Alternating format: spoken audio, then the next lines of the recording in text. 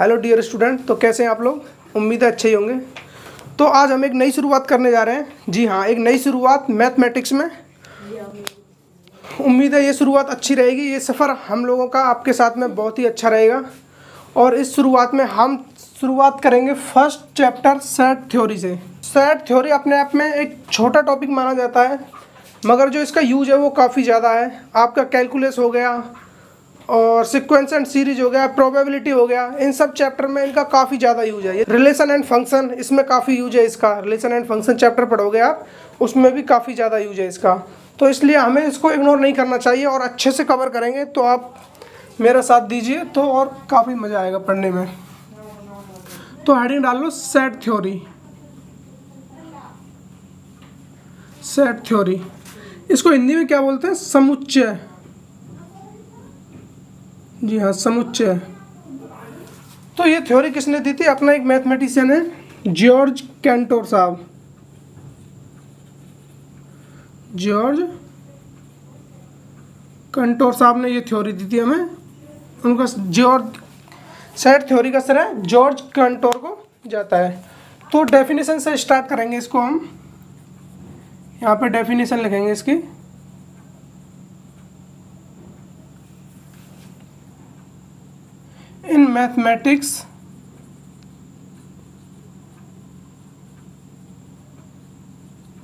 In mathematics, a set is a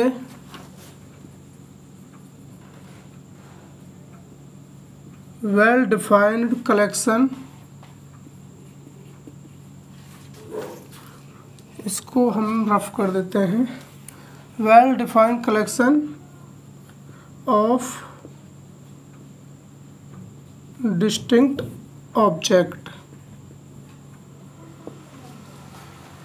तो definition क्या हो गई? A set is a well defined collection of distinct object. एक collection है, वेल डिफाइंड होना चाहिए एंड डिस्टिंक्ट ऑब्जेक्ट होने चाहिए उसमें। एक एग्जांपल ले लेते हैं इस तरह से। ए बराबर सेट है, इसको हम इंग्लिश लेटर के मतलब किसी भी कैपिटल लेटर से डिनोट कर देते हैं।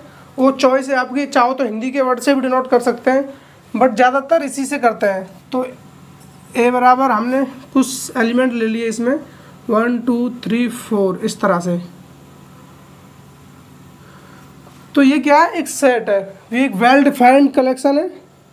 तो इसको क्या बोलेंगे? हम सेट बोलेंगे। जो अंदर इसमें लिखे हुए हैं इनको बोलते हैं elements of set. Elements of set. और क्या बोल सकते हैं इनको? Objects of set.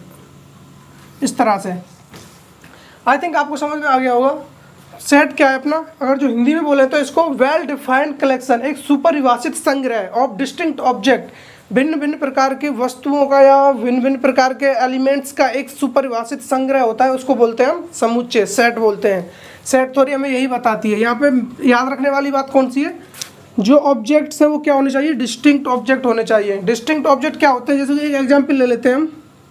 ए बराबर 1 1 2 3 4 इस तरह से एक एग्जाम्पल दिया हुआ है। हमसे पूछे कि ये सेट है या नहीं है, सेट का एग्जाम्पल है या नहीं है, तो हम बोलेंगे नहीं है, क्योंकि यहाँ पे एक ही एलिमेंट्स 2 बार रिपीट हो रहा है। जबकि हमारे पास क्या लिखा हुआ है डेफिनेशन में? A set is a well defined collection of distinct object, यानी कि जो ऑब्जेक्ट से क्या होने चाहिए? डिस्टिंक्ट। तो ये बात आपको याद रखनी चाहिए। तो इसमें आप एक पॉइंट और लिखो नोट डाल। अच्छा, इसमें कुछ एग्जाम्पल और ले सकते हैं। ए बराबर जैसे कि कोई नाम हो गया, राम, मोहन, या फिर इसमें कुछ भी लिख लो, मम्मी, इस तरह से कोई भी नेम हो गया। एक सेट बी लिख लेते हैं, x y a b, Sonu, इस तरह से। तो ये क्या है? सब सेट के एग्जाम्पल्स हैं। तो आपको ये चीज़ समझ में आ गई होगी। और जो इसके अंदर लिखे हुए हैं इन सबको क्या बोलते हैं हम? एलिमेंट्स। ये सारे क्या हो गए? एलिमेंट्स। तो आप एक पॉइंट डालो जो कि काफ़ी इम्पोर्टेंट है। यहाँ पे स्टार डाल के ऐसे यहाँ पे लिख लेना, द अरेंजमेंट्स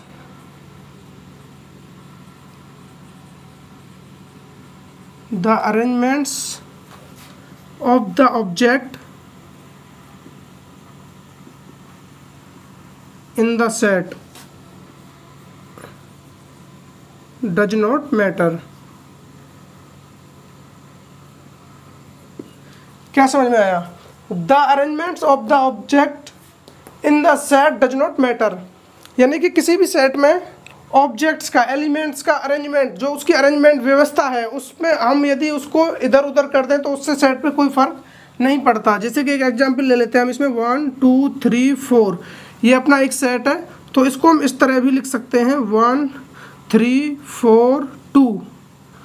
तो जो सेट ये है यही सेट अपना ये वाला है। तो अरेंजमेंट करने से कोई भी फ़र्क नहीं पड़ता है, डज नॉट मैटर कि हमने किसको आगे लिखा किसको पीछे लिखा। एलिमेंट्स हैं, बस वो एक करली ब्रैकेट के अंदर होनी चाहिए, उसको हम सेट बोलेंगे। आई थिंक आपको ये समझ में आ गया होगा। तो मैं कुछ एग्जांपल्स ले रहा हूँ, आपको बताना है उनमें से कौन सा सेट है और कौन सा नहीं है। तो यहाँ पे कुछ एग्जांपल्स लिख लेते हैं हम। जैसे कि फर्स्ट एग्जांपल हो गया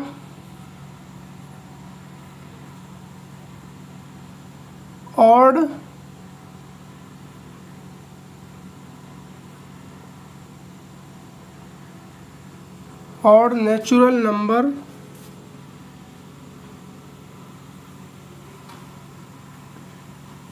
लेस देन 10। सेकंड लगाओ the rivers of India. Third लिखो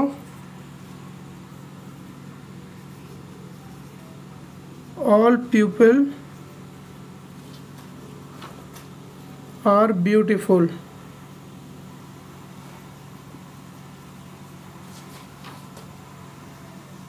of India.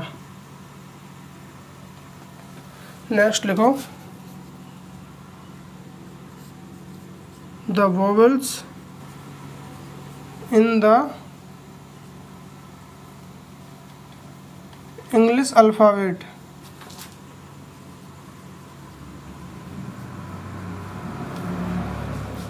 Next last example लिखो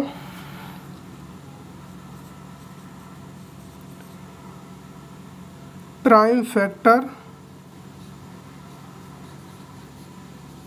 ऑफ 210। तो ये कुछ एग्जाम्पल्स हैं, आपको बताना है कि ये वेल डिफाइंड है या नहीं, ये कलेक्शन है जो वेल डिफाइंड है या नहीं है। तो फर्स्ट एग्जाम्पल क्या है, odd natural number less than 10।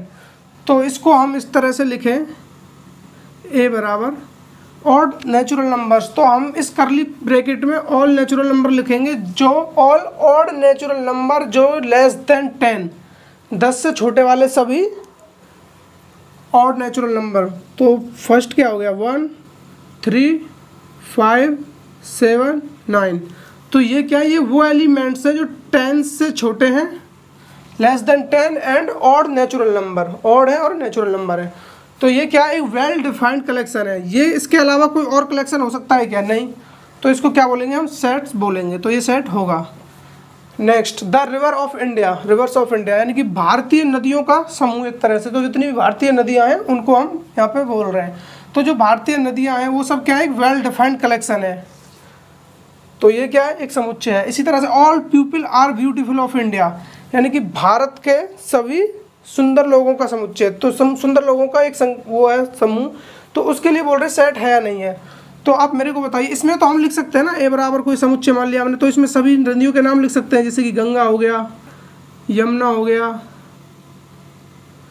Brahmaputra, जो भी है जितनी भी नदियां हैं उन सबको हम इसमें इस तरह से लिख सकते हैं। तो एक ये वेल डिफाइंड कलेक्शन है। इसमें देखेंगे, इसमें अभी बोलने लगे कि ए बराबर, यहाँ पे कोई सेट बनाने लगे, हम बोलेंगे कि इसमें कोई कह रहा है कि राम एंड मोहन, ये दो लोग ही बस ब्यूटीफुल हैं अपने इंडिया में। तो उन्होंने इनका सेट बनाया, तो उनके लिए ये एक सेट हो गया। किसी ने कहा नहीं, मैं तो कहता हूँ कि इंडिया में कोई ब्यूटीफुल है ही नहीं, तो उसने ये खाली छोड़ दिया, तो उसके लिए ये सेट हो गया।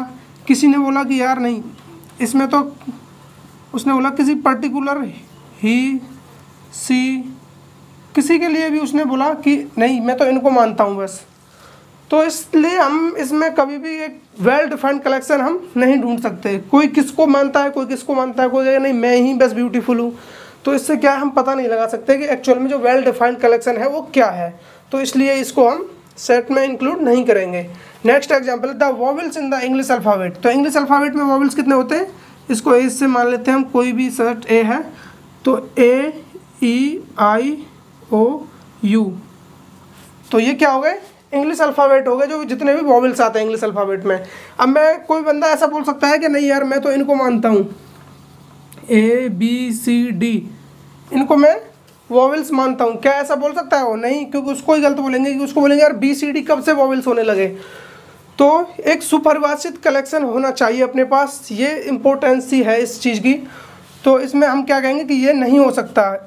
इंग्लिश में टोटल 5 अल्फ़ाबेट्स होते हैं जो वॉवेल्स कहलाते हैं, वो ये है, इनके अलावा कोई बोलता है तो वो गलत है, ना कि क्वेश्चन गलत, उसी को गलत बोलेंगे यार तेरे को यही नहीं आता है कि अल्फ़ाबेट में वॉवेल्स कौन कौन से होते हैं, तो इसको लिए क्या बोलेंगे, ये एक वेल डिफाइंड कलेक्शन है और ये नहीं है इस क्वेश्चन के लिए। तो ये क्या है, अपना सेट है। इधर प्राइम फैक्टर ऑफ 210 के फैक्टर करें हम तो क्या कहेंगे, निकाल लेते हैं। 2105 3 से देंगे, 3 5 5 7 एंड 7।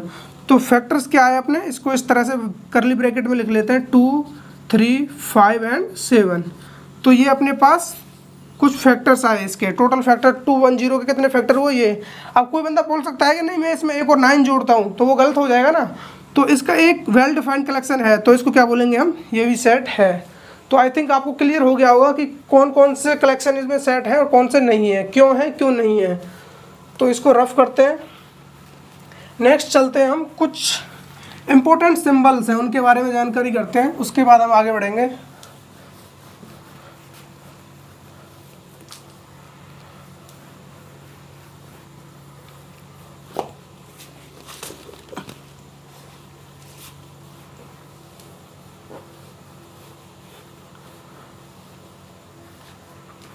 कुछ इम्पोर्टेंट सिंबल है वो नोट कर लीजिए। जैसे कि एक हो गया अपना ये, इसको बोलते हैं बिलोंग्स टू,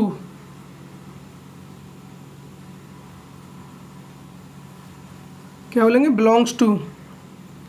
एक होता है अपने पास कॉमा, इसको बोलते हैं एंड।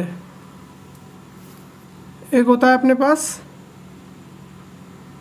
इस तरह वर्टिकल बार बोलते हैं इसको, नहीं ये हो गया सच दैट। इसकी जगह हम इसको भी ले सकते हैं, वर्टिकल बार को, इसको इधर लिख देते हैं वर्टिकल बार। तो इसका मतलब क्या होता है, सच दैट। एंड एक ये होता है अपने पास उल्टा ए बना होता है, तो इसको क्या बोलते हैं हम, फॉर ऑल। तो नेक्स्ट पढ़ेंगे हम representation of set. Next heading डालो, representation of set.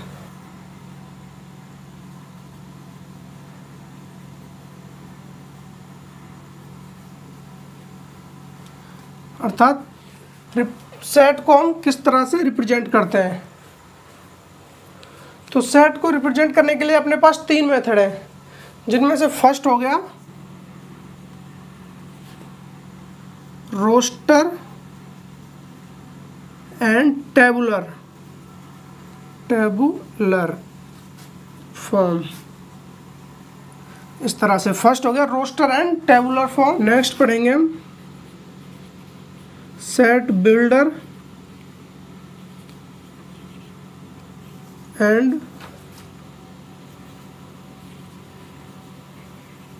Property form. इसके बाद पढ़ेंगे हम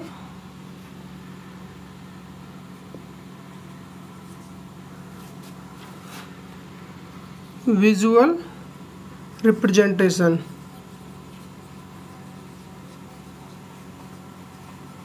तो ये 3 रिप्रेजेंटेशंस हैं जिनके बारे में हम जानेंगे कि इस तरह से हम सेट को रिप्रेजेंट करते हैं।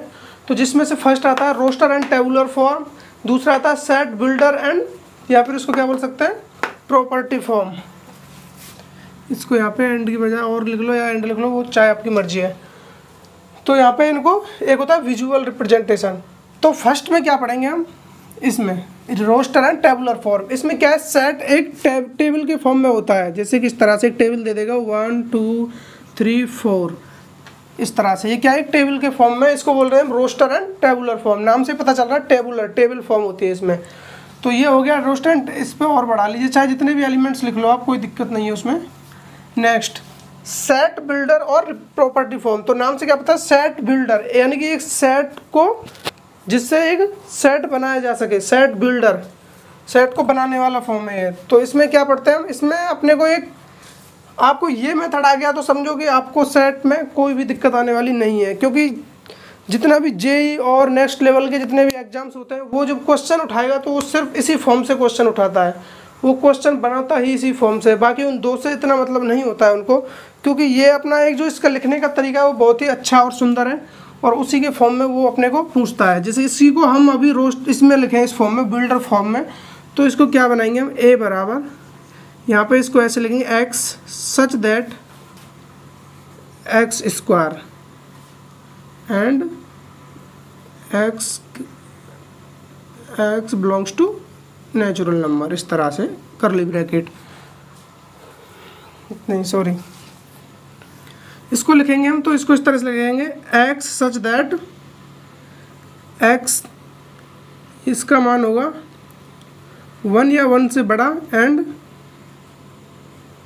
5 या 5 से छोटा, इस तरह से। तो ये क्या है, एक बिल्डर फॉर्म में, यानी कि यहाँ पे जो x का मान है सच दैट x का जो मान है वो क्या है, 1 से बड़ा या उसके बराबर है, 5 से छोटा या उसके बराबर है। तो यहाँ से हम इस फॉर्म को निकालें तो देखो आपको अच्छे से समझ में आ रहा होगा, जो a का मान है यहाँ पे मान रखते जाओ आप x के, यहाँ पे इसमें से मान उठाते जाओ, 1 से लेके 1 रखेंगे तो 1 आएगा। इसमें कौन कौन से आ रहे हैं x के मान, 1 2 3 4 5, 1 से बड़े 5 से छोटे, ये सभी आ रहे हैं इसके अंदर, ये सभी मान इसके अंदर इंक्लूडेड हैं। तो इन एलिमेंट से मिलके ही ये अपना ये सेट बना है। तो हम किसी भी रोस्टर से बिल्डर फॉर्म में लिखना हो तो ऐसे कुछ प्रॉपर्टी होती है, इस तरह से प्रॉपर्टी का इस्तेमाल करते हैं हम कि जो इस टर्म में लिख देते हैं उसको एक्स इधर सच दैट लगा देंगे या फिर यहाँ पे बार लगा देंगे, तो इस तरह से हम इसको रिप्रेजेंटेशन कर सकते हैं। आई थिंक आपको अच्छे से समझ में आ गया होगा इन दो के बारे में, रोस्टर फॉर्म एंड रोस्टर या टेबुलर, टेबुलर बोल सकते हैं क्योंकि एक टेबल का फॉर्म होता है, टेबल की तरह होता है, यहाँ पे एक टेबल बन गया, ये होगा रोस्टर एंड टेबुलर फॉर्म। ये होगा सेट बिल्डर और प्रॉपर्टी फॉर्म। इसमें क्या है, हम एक प्रॉपर्टी लगा के एक सेट बिल्ड करते हैं जो कि इस तरह से एक सेट बन जाता है, उसको क्या बोलते हैं, set builder and property form. इसमें से हमें एक सेट बनाना होता है, ये इस फॉर्म में दिया हुआ होता है, एक प्रॉपर्टी होती है उस तरह से दिया होता है। नेक्स्ट पढ़ेंगे लास्ट हम विजुअल रिप्रेजेंटेशन। विजुअल रिप्रेजेंटेशन क्या होता है, जैसे कि यहाँ पे अपने को एक इस तरह से एक दे देगा बॉक्स टाइप, इस तरह से कुछ भी गोल, इसमें जितने भी इसको नाम दे देगा सेट ए एंड इसमें एलिमेंट्स लिख देगा वो 1 2 3 4 5 जो भी है, इस तरह से इसको बोलते हैं विजुअल रिप्रेजेंटेशन। तो ये तो आई थिंक सबको समझ में आ रहा होगा देखने से ही, क्योंकि इसमें क्या है कि इस तरह से हम सर्किल टाइप बना देंगे और उसमें ए से उसको बाहर कहीं भी इस तरह से ए लिख देते हैं, तो ये सेट है ए जिसमें अंदर एलिमेंट्स लिखे हुए हैं, इस तरह से हम इसको रिप्रेजेंट कर सकते हैं। आई थिंक आपको इतना सब समझ में आ गया होगा। तो अब हम आगे बढ़ते हैं, कुछ क्वेश्चंस करते हैं।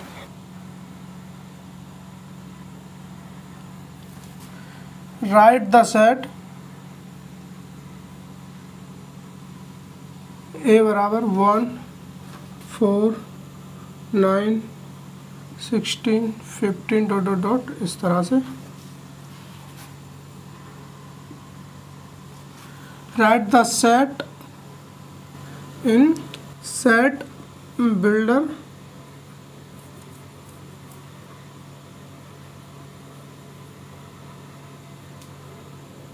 फॉर्म।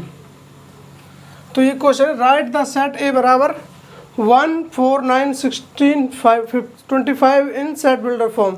तो ये हमें एक किस फॉर्म में दिया हुआ है, आपको देख के समझ में आ रहा होगा ये कौन सी फॉर्म है, टेबुलर, एक टेबल दिया हुआ है। तो इसको हमें चेंज करना है किसमें, इसको लिखना है किस टर्म में, बिल्डर फॉर्म में। तो बिल्डर फॉर्म क्या होता है अपना, मैंने आपको बताया था बिल्डर फॉर्म क्या होता है अपना, एक प्रॉपर्टी फॉर्म होती है। तो उसको किस तरह से लिखते हैं, ए को इस तरह से लिखेंगे, तो यहाँ पे इसको एक्स मान लेते हैं, तो इधर लिखेंगे x square such that x belongs to n, इस तरह से। तो यहाँ पे ये क्या है, x square such that x belongs to n. तो यहाँ पे जो x का मान है वो बिलोंग्स टू n है एंड ये क्या है एक्स स्क्वायर। तो यहाँ पे हम x का चाहे जो भी मान रखें, नेचुरल नंबर रखेंगे 1 से, तो यहाँ पे यदि हम 1 रखते हैं x का मान, तो ये क्या मिलेगा हमें 1 मिलेगा, 2 रखेंगे तो कितना मिलेगा 4 मिलेगा, 3 रखेंगे तो 9, 4 रखेंगे तो 16, 5 रखेंगे तो 15, इस तरह से हमें ये मिलता जाएगा। तो इसी से क्या बना सकते हैं हम, इसी से बना सकते हैं ये वाली फॉर्म, टेबुलर फॉर्म बना सकते हैं। और ये टेबुलर दिया हुआ है तो इससे क्या बना सकते हैं हम, बिल्डर फॉर्म। तो ये बिल्डर फॉर्म कहलाएगी अपनी ये वाली, इस तरह से इसको बोलते हैं बिल्डर फॉर्म। आई थिंक आपको समझ में आ गया होगा। एक क्वेश्चन लिखो आप, उससे और क्लियर हो जाएगा। राइट द सेट ए बराबर x such that x is a positive integer, x is a positive integer and x cube less than 100 in the roster form।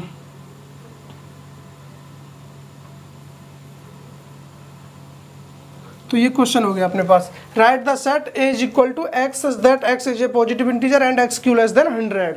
तो यहाँ पे हमें इसको रोस्टर फॉर्म में लिखना है, रोस्टर या टेबुलर फॉर्म। तो एक टेबल बनानी इस तरह से, यहाँ पे हमें एक्स के मान निकले हैं, एक्स के मान वो मान लिखने हैं हमको जहाँ पे एक्स क्या एक पॉजिटिव इंटीजर होना चाहिए एंड एक्स का क्यूब करेंगे हम तो वो लेस देन 100 आना चाहिए। तो हम यहाँ पे 1 रखते हैं, एक्स का मान 1 रखेंगे तो एक्स एक पॉजिटिव इंटीजर है, हाँ है, एंड एक्स का एक्स क्यू 100 से लेस देन है, बिल्कुल है, एक 1 का क्यू करेंगे तो लेस देन 100 है। यहाँ पे 2 रख के देखते हैं तो 2 का क्यूब अभी भी लेस देन 3 रखते हैं, एंड 4 5 देखते हैं, 5 का क्यूब कितना होता है 125 यानी 125 होता है। तो 125 100 से ज़्यादा हो गया तो इसको हम नहीं लेंगे। 4 के लिए देखेंगे, 4 का क्यूब कितना होता है 64, तो 64 उसमें इंक्लूडेड है। तो ये क्या बन गया अपना एक टेबुलर फॉर्म। इससे नेक्स्ट आगे हम नहीं ले सकते क्योंकि वो फिर इसको संतुष्ट नहीं करेगा, हमें इन सबको संतुष्ट करना है, इसको भी एंड पॉजिटिव इंटीजर को भी, x is a positive integer and x cube less than 100। तो ये वाली जो इक्वेशन यहाँ पे बन के आ रही है, जो यहाँ पे ये एक फॉर्म बन के आ रही है, एक टेबल बन के आ रही है, ये इन सब चीज़ों को संतुष्ट कर रहा है। तो इसको क्या बोलेंगे हम, एक टेबुलर फॉर्म बोलेंगे या फिर रोस्टर फॉर्म बोलेंगे। तो आई थिंक आपको इन 2 क्वेश्चनों से काफ़ी चीज़ें समझ में आ गई होंगी कि रोस्टर फॉर्म में कैसे लिखते हैं एंड जो बिल्डर फॉर्म होती है उसमें कैसे लिखते हैं। यहाँ पे ये कौन सी फॉर्म थी अपने पास, एक बिल्डर फॉर्म थी ये वाली, ये इसको बिल्डर फॉर्म बोलेंगे जो ये अपने पास ये लिखा हुआ है। तो ये क्या बिल्डर फॉर्म है, तो इससे हम रोस्टर या टेबुलर फॉर्म निकाल सकते हैं। तो आई थिंक आपको ये सब चीज़ें क्लियर हो गई होंगी जो छोटी छोटी बातें थी। अभी अपना ये सफ़र इसी तरह से चलता रहेगा। नेक्स्ट टॉपिक डालेंगे हम टाइप्स ऑफ सेट।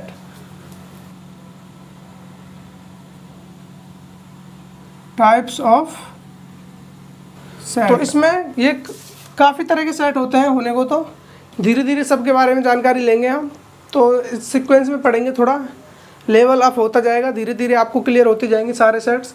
तो अभी हम 2 सेट्स के बारे में जानेंगे। एक होता है finite set, finite sets, and इधर पढ़ेंगे इनफाइनाइट, इनफाइनाइट सेट्स। तो फाइनाइट सेट्स क्या होते हैं, फाइनाइट सेट वो होते हैं जिनमें हमें जो एलिमेंट्स दिए हों, किसी भी सेट के जो एलिमेंट्स हैं उनकी जो नंबरिंग है, जो उनका नंबर है, जो संख्या है, वो क्या है निश्चित होती है, एक फाइनाइट होती है। जिससे हम एक एग्जांपल ले लेते हैं, ए बराबर ABCD। तो यहाँ पर कितने एलिमेंट्स हैं, नंबर ऑफ एलिमेंट्स कितने हैं 1 2 3 4, तो इसमें नंबर ऑफ एलिमेंट्स हो गए 4। तो ये यहाँ पे हम इनकी काउंटिंग कर सकते हैं कि यहाँ पे 4 एलिमेंट्स 5 एलिमेंट्स जितने भी एलिमेंट्स हैं, यदि हम उसको काउंटेबल हैं तो उसको बोलते हैं फाइनाइट सेट। इसका अपोजिट यदि यहाँ पे देखें हम इनफाइनाइट सेट में, इनफाइनाइट सेट में क्या होता है, जो हमारे पास नंबर ऑफ एलिमेंट्स है वो क्या होता है इनफाइनाइट होते हैं, उनको हम काउंट नहीं कर सकते। तो वो क्या, वो किसके अंदर आते हैं इनफाइनाइट सेट के। जैसे अपने नेचुरल नंबर हो गए, ऑल नेचुरल नंबर क्या आते हैं, set of all natural number.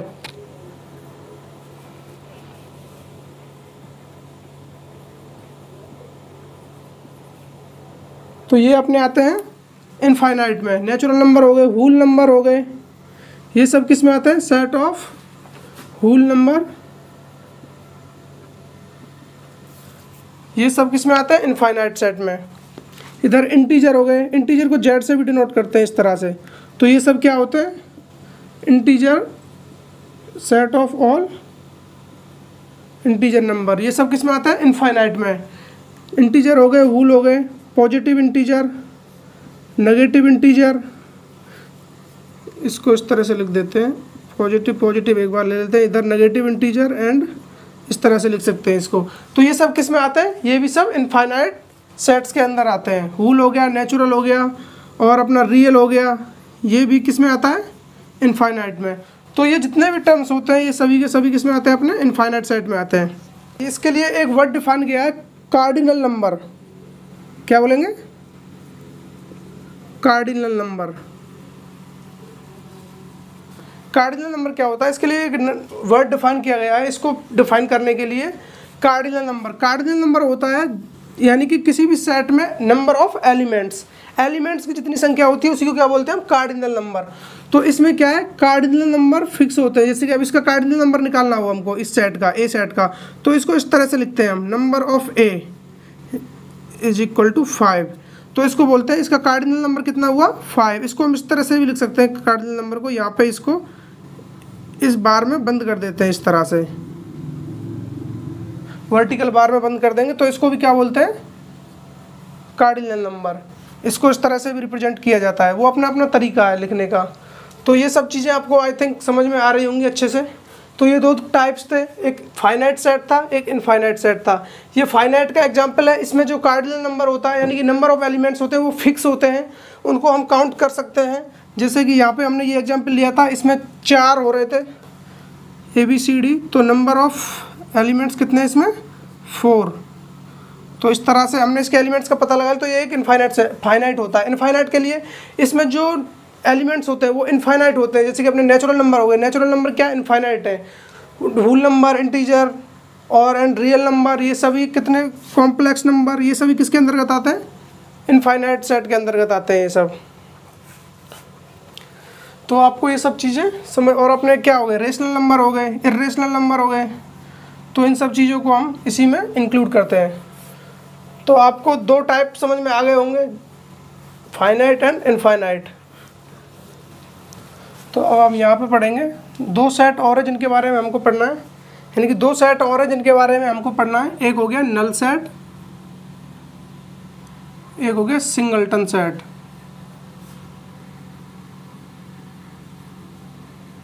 Null set and singleton set. तो नल सेट क्या होता है? ऐसा सेट जिसके अंदर नंबर ऑफ एलिमेंट्स क्या होते हैं? 0। नंबर ऑफ एलिमेंट्स क्या होते हैं इसके अंदर? 0, अर्थात 0 नंबर ऑफ एलिमेंट्स।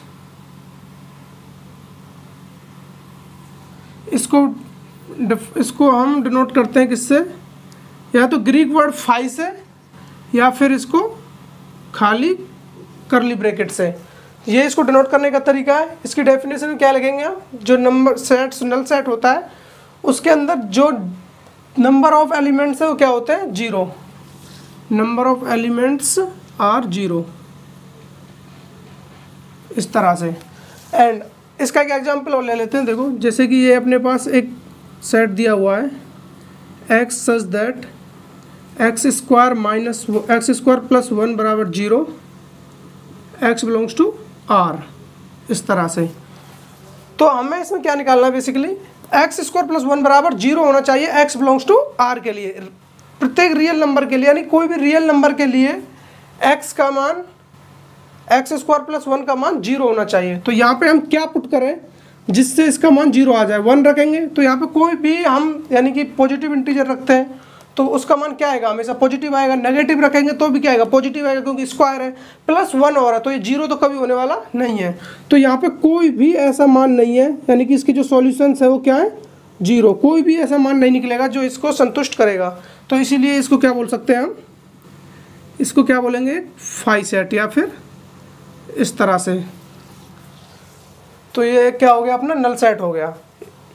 नेक्स्ट ये क्या था अपना? Singleton set. सिंगलटन सेट में क्या होता है? इसमें जो नंबर ऑफ एलिमेंट्स होते हैं वो क्या होते हैं? Number of elements is only 1। इसका जो नंबर ऑफ एलिमेंट्स होते हैं इसके अंतर्गत वो कितने होते हैं? 1। तो इसका एक एग्जांपल लिख सकते हैं हम इसी तरह से, जैसे कि a बराबर x such that x square minus 1 and x positive, इस तरह से। जो x का मान है वो हमेशा पॉजिटिव है, और इसमें पुट करेंगे तो हमें क्या आना चाहिए, 0, इस तरह से। तो ऐसे हमें x का मान देखना है जिसके लिए क्या हो जाए 0। तो देखते हैं, x का मान पॉजिटिव मान रखने हैं, 1 रखते हैं x बराबर, तो इसका मान क्या हो जाएगा, x स्क्वायर माइनस 1, यानी कि 1 माइनस 1 0। तो ये इसके लिए तो संतुष्ट है। 2 रख के देखते हैं, तो 2 दूनी 4 माइनस 1 ये तो ज़्यादा, फिर इसके बाद तो जितना भी x पॉजिटिव रखेंगे 1 से ज़्यादा तो इसका मान क्या है, बढ़ता हुआ जाएगा, हमेशा पॉजिटिव आएगा 1 के बाद। तो ओनली एक 1 ऐसा मान है जिसके लिए इसका मान क्या हो रहा है, 0। तो यहाँ पे इसका क्या आ जाएगा सॉल्यूशन, एक क्या निकल के आएगा इसका, एक 1। इसके अंदर का तो 1 आंसर है वो ठीक है, बाकी इसके अंदर एलिमेंट भी ओनली 1 है। तो एलिमेंट 1 होने की वजह से इसको सिंगलटन सेट बोल रहे हैं, ना कि आंसर 1 आ रहा है अंदर इसलिए सिंगलटन सेट बोल रहे हैं। सिंगलटन क्यों बोल रहे हैं, क्योंकि जो इसका सॉल्यूशन है वो ओनली x के 1 एक मान पे इसका मान इसको डिफाइन करता है, बस ओनली x का मान एक, कोई भी एक रख दें, एक ये एक वाला नहीं, x का कोई भी मान 1 4 5 3 2 उनमें से कोई भी एक मान रखेंगे हम, उसके लिए इसका मान जो भी आ रहा हो यहाँ पे ओनली 1 एलिमेंट्स आना चाहिए, तो उसको सिंगलटन सेट बोलेंगे। आई थिंक आपको ये समझ में आ गया होगा। तो हमने अभी तक क्या क्या पढ़ लिया, हमने सेट की डेफिनेशन को जान लिया। Set is a well defined collection of distinct object, and हमने उसको रिप्रेजेंट करने के तरीके देख लिए कि उसको किस तरह से रिप्रेजेंट करते हैं। रोस्टर फॉर्म हो गया, अपना टेबुलर फॉर्म हो गया, तो रोस्टर और टेबुलर तो एक ही हो गया, और अपना बिल्डर फॉर्म हो गया। इधर अपना विजुअल फॉर्म, विजुअल में बताया था कि इस तरह से एक गोला बना के यहाँ पे सेट को लिख देते हैं और इसमें अंदर एलिमेंट्स को लिख देते हैं। तो ये कुछ फॉर्म्स थी। फिर हमने कुछ साइन के बारे में बात किए थे, कुछ अपने चिन्ह थे, जैसे कि वो कॉमा हो गया था, सच दैट, इस तरह से अपने कुछ साइन थे। इधर ये वाला साइन था, फॉर ऑल, बिलोंग्स टू, इन सब के बारे में जाना। उसके बाद हमने टाइप्स ऑफ सेट्स पढ़े। टाइप्स ऑफ सेट में भी हमने फाइनाइट एंड इनफाइनाइट। फाइनाइट क्या थे, जिनमें नंबर ऑफ एलिमेंट्स क्या थे, फाइनाइट थे, जिसमें वो मतलब उसकी जो संख्या है वो एक निश्चित संख्या थी जिसको हम फाइंड कर सकते हैं। तो उसमें हमने एक टर्म डिफाइन किया था उसमें, कार्डिनल नंबर। उसको कार्डिनल नंबर से हम निकालते हैं। कार्डिनल नंबर क्या होता है, जिसमें नंबर ऑफ एलिमेंट्स की संख्या को क्या बोलते हैं, हम कार्डिनल नंबर बोलते हैं। तो वो पढ़ा था। उसके बाद हमने इनफाइनाइट। इनफाइनाइट में क्या होता है कि जो नंबर ऑफ एलिमेंट्स है वो इनफाइनाइट है, उसमें जितने भी रियल नंबर हो गए, अपने रेशनल नंबर, नेचुरल नंबर, और अपने उसमें जितने भी ये सब इस तरह से आ रहे थे वो उसमें पढ़ा था हमने। तो फिर उसके बाद हमने 2 सेट और पढ़े थे, null set and singleton set, जो अभी हमने कवर किए हैं। नल सेट जिसमें number of elements 0, singleton number of elements only 1, जिसमें केवल एक ही एलिमेंट्स आए नंबर ऑफ एलिमेंट्स में, उसको क्या बोलते हैं, सिंगलटन। तो इतनी चीज़ें मैंने आपको कवर करा दी है। आई थिंक आपने इन सब चीज़ों को अच्छे से एंजॉय किया होगा और आपको अच्छे से समझ में आई होंगी। तो अभी हम कुछ चीज़ें और हैं, यानी कि कुछ सेट्स हैं, उनके बारे में पढ़ते हैं। तो हेडिंग डाल लो, नेक्स्ट डालो इक्वल सेट। इक्वल सेट इसी के साथ पढ़ेंगे इक्विवेलेंट सेट।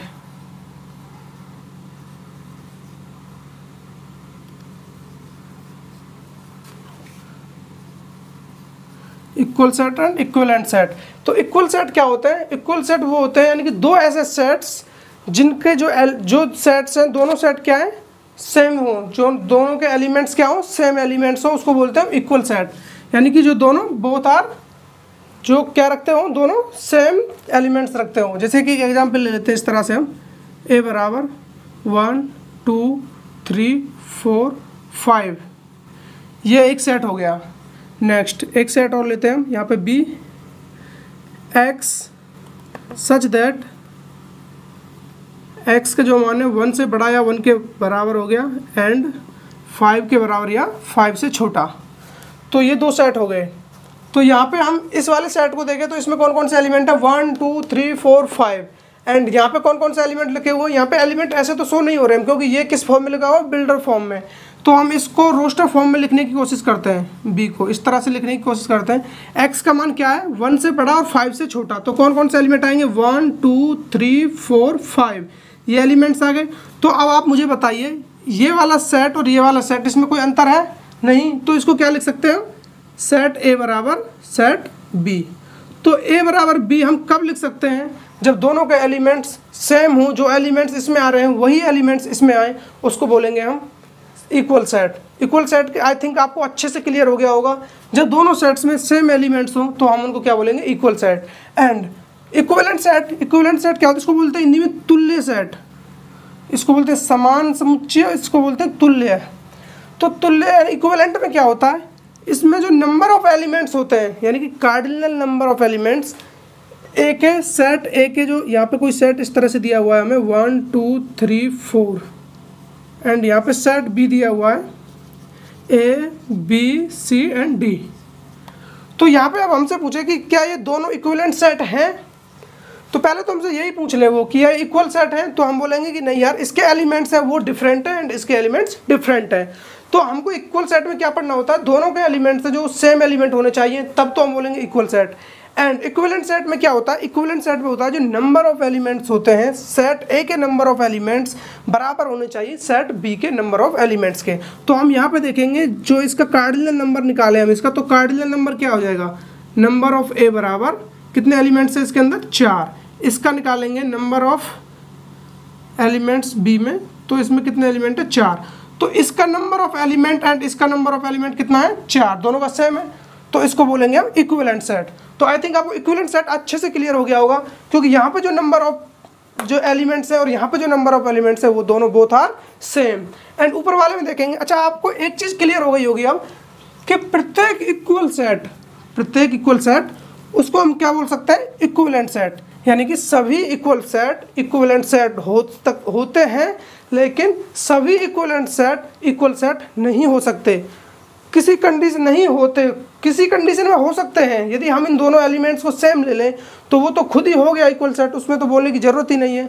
तो हमें अच्छे से पता होना चाहिए इक्वल सेट वो होते हैं जिनके नंबर ऑफ एलिमेंट्स वही होते हैं जो नंबर ऑफ एलिमेंट्स बी के होते हैं। एंड इक्विवेलेंट सेट में यानी कि नंबर ऑफ नहीं, इसके जो एलिमेंट्स होते हैं नंबर ऑफ एलिमेंट्स नहीं, सेट ए के एलिमेंट्स वही होते हैं जो सेट बी के एलिमेंट्स होते हैं। एंड इसमें देखेंगे, इसमें क्या है, नंबर ऑफ एलिमेंट्स ए के जितने नंबर हैं उतने ही नंबर ऑफ एलिमेंट्स बी में होना कंपलसरी है। तो ये दोनों सेटों के बारे में था जो मैंने आपको बताया। अच्छा, इसके बाद हम एक सेट और पढ़ते हैं। अच्छा, सेट तो अभी काफ़ी बच रहे हैं, यानी कि पावर सेट हो गया, अपना यूनिवर्सल सेट हो गया, तो सेटों के बारे में हम कल कवर करेंगे। अभी कुछ सेट और हैं, तो आज मैं आपको कुछ 2-3 टॉपिक्स और है छोटे छोटे, उनके बारे में जानकारी देता हूँ जिनके बारे में आपको पता होना बहुत ही ज़रूरी है। जिसमें से एक हो गया नंबर लाइन। नंबर लाइन, तो नंबर लाइन में क्या है, यहाँ पे हमें कोई इस तरह से एक लाइन दी हुई है एंड ये अपना कुछ 0 है, यहाँ पे ओरिजिन है। इधर हम कुछ पॉजिटिव नंबर्स लेंगे जैसे कि 1 2 3 XYZ। यहाँ पे इधर क्या आएंगे अपने रियल नंबर, यहाँ पे कोई भी रियल नंबर आ सकता है। जैसे कि 1 के बाद क्या है, हमको 1.2 चाहिए, तो 1.2 का यहाँ मिलेगा, 1.3 1.5 इधर 1.4, इस तरह से 2 आ जाएगा। तो यहाँ पे ऑल नंबर 1.002 1.333 इस तरह से सारे रियल नंबर यहाँ पे लिखे हुए हैं, तो इनको क्या बोलेंगे हम, real number. Sorry, real number line. ये एक रियल नंबर लाइन होती है जिसपे सारे रियल नंबर लिखे हुए होते हैं, तो उसको हम पॉइंट के थ्रू डिनोट कर देते हैं। इससे हमको 2 चाहिए तो हम यहाँ पे पॉइंट बना के इधर 2, आगे हमें कहीं 2.5 चाहिए तो 2.5 कहीं यहाँ होगा, इस तरह से हम नंबर पे उनको डिनोट कर देते हैं। तो नेक्स्ट अब हमें इसमें ही एक चीज़ जाननी है, वो होता है, इसी में हमको एक चीज़ पढ़ना है, नंबर लाइन से ही हमें वो चीज़ समझ में आ जाएगी, इंटरवल। इंटरवल के बारे में पढ़ेंगे हम। तो इंटरवल क्या होते हैं, इंटरवल्स एक इंटरवल होता है ओपन इंटरवल,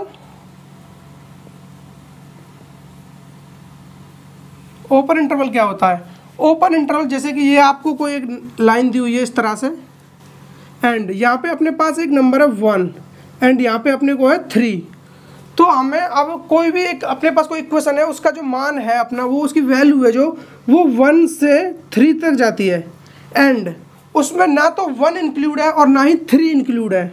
इस तरह से इसको अपन ऐसे 0 बनाएंगे खाली करके एंड यहाँ से इसको, तो इसका जो मान है वो यहाँ से यहाँ तक अपने को मिलेगा।